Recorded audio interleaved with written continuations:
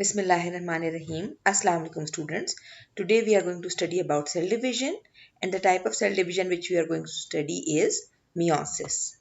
Meiosis is also called reduction division. It is the division of a single nucleus into four daughter cells in which the number of chromosomes becomes half. क्योंकि number of chromosome कम हो जाता है division के बाद, इसलिए इसको कहते हैं reduction division. Meiosis takes place only in germ cells or gamete producing cells of the body. The parent cells are diploid and the daughter cells are haploid.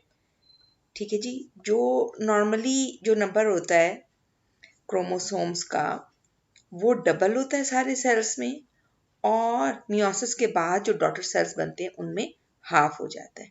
ये डिप्लॉइड का वर्ड डबल के लिए है और हेप्लॉइड का word half के लिए. The daughter cells which are formed, they form gametes, and gametes unite to form zygote. This zygote develops into next generation organism.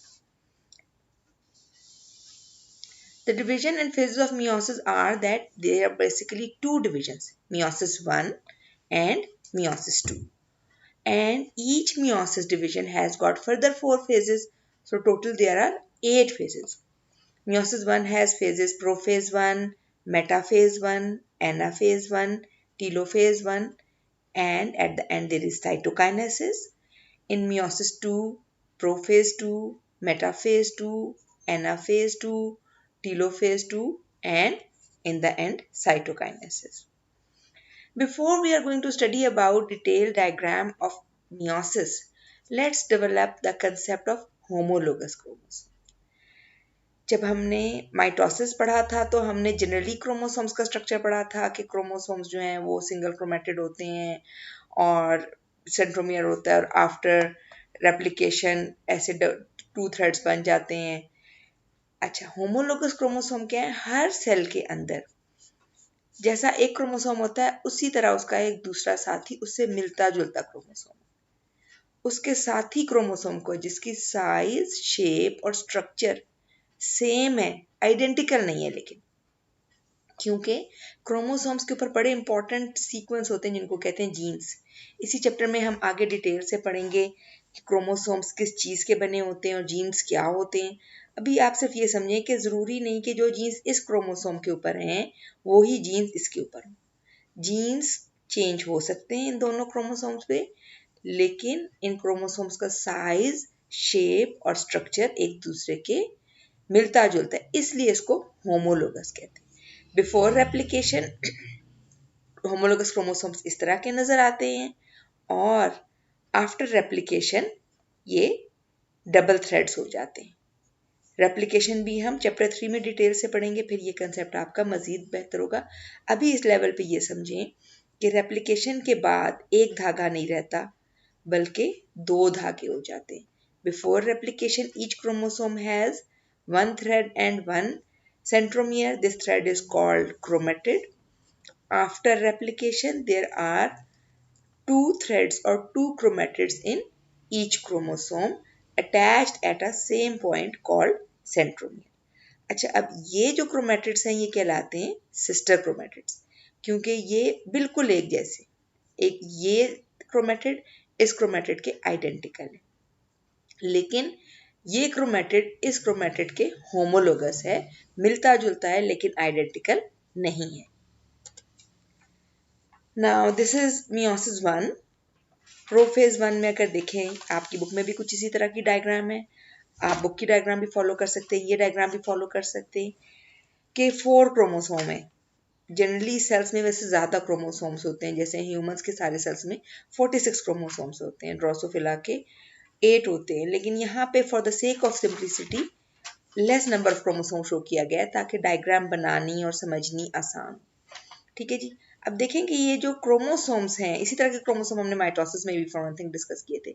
इनमें से 2 क्रोमोसोम एक साइज के और दूसरे 2 क्रोमोसोम एक साइज के. इसका क्या मतलब है? पेयर क्या है? ये है पेयर.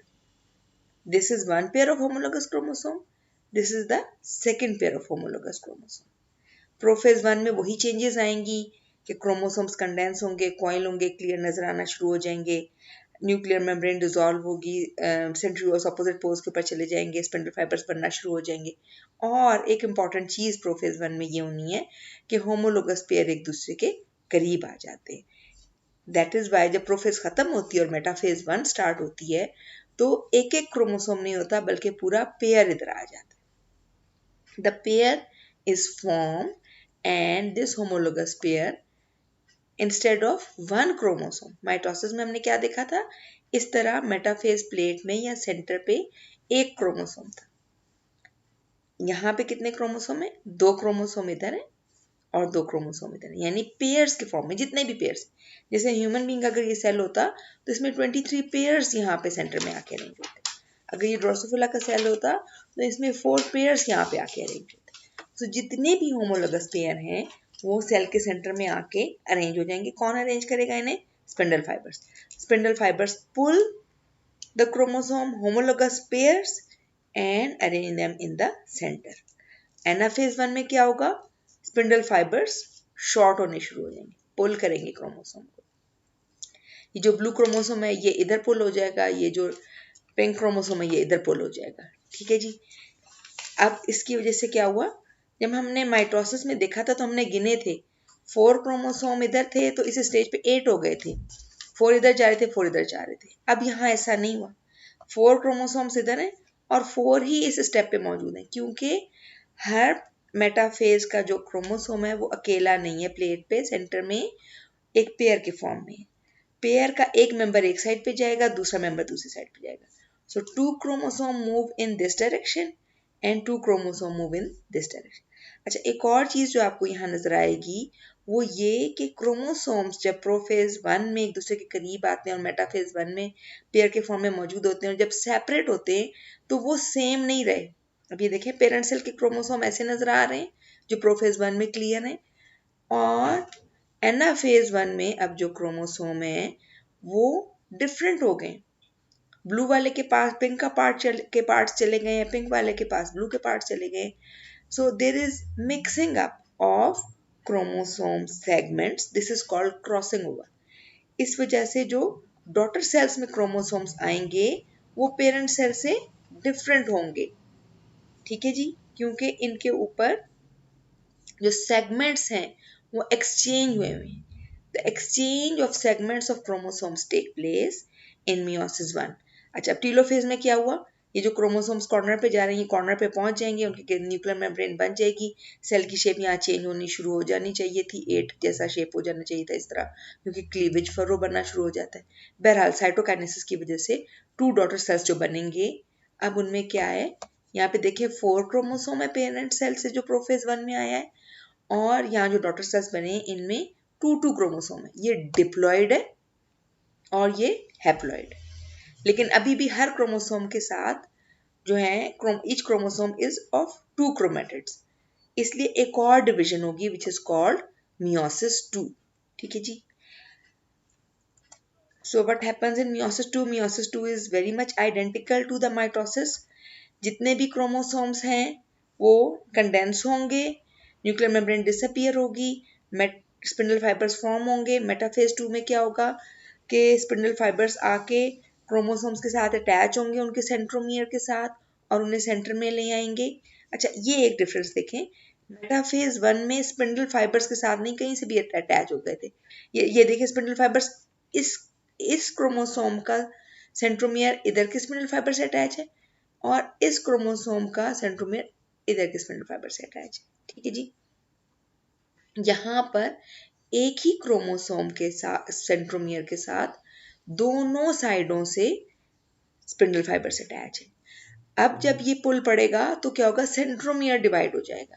सेंट्रोमियर जब डिवाइड होगा तो एक क्रोमेटिड जो पूरा क्रोमोसोम है वो इधर चला जाएगा और दूसरा इधर चला जाएगा। एज अ रिजल्ट ये देखिए, यहाँ पे जो पेरेंट सेल है मियोसिस 2 के पेरेंट सेल में 2 क्रोमोसोम्स, और जो डॉटर सेल्स बन रहे हैं उनमें वही 2 क्रोमोसोम है। सिर्फ फर्क क्या है, ये जो क्रोमोसोम है they each have got sister chromatids attached with each other, and here only single chromatid chromosomes are present. ठीक है जी।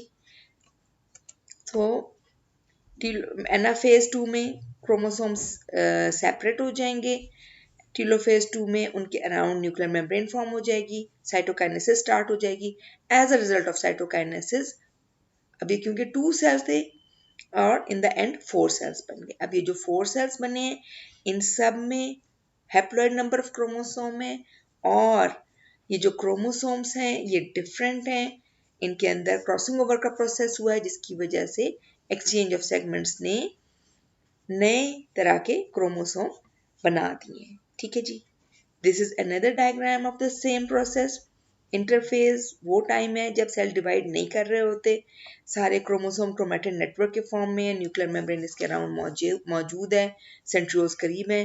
प्रोफेज 1 में सेंट्रियोल्स ऑपोजिट डायरेक्शन में चले गए हैं, स्पिंडल फाइबर्स फॉर्म हो गए हैं, क्रोमोसोम्स पेयर के फॉर्म में मौजूद हैं, होमोलोगस पेयर के फॉर्म में लार्जर क्रोमोसोम्स ये जो हैं एक जैसी साइज और शेप के ये इधर इकट्ठे हो गए, ये दो जो छोटे क्रोमोसोम हैं ये इधर इकट्ठे हो गए।